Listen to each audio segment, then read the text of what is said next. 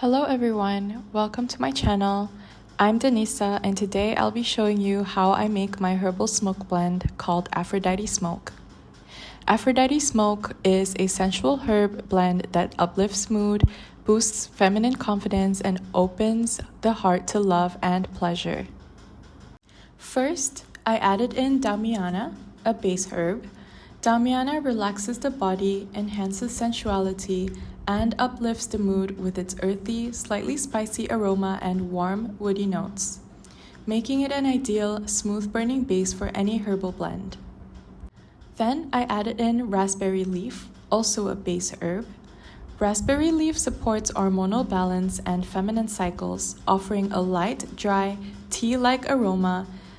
It acts as a neutral, supportive base that adds volume and gentleness to the smoke. Then I added in rose petals, a flavor and function herb.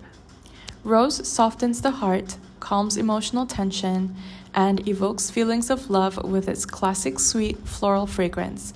It enhances the blend energetically while adding beauty and scent. I then added in calendula, a function herb. Calendula uplifts the spirit, soothes emotional stagnation, and supports inner glow with a golden, lightly herbaceous, and honeyed scent. It adds warm solar energy and emotional clarity. Finally, I added in some jasmine, a flavor and function herb. Jasmine boosts confidence, ignites desire, and evokes sensual magic with its intense, heady floral fragrance and exotic musk.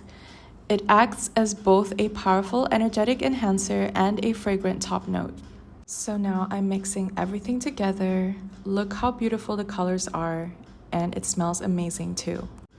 This is what it looks like before grinding. This is what it looks like after grinding. Now I'll be putting it into the rolling paper. This is what it looks like after rolling. My rolling paper is pink. See how cute this looks.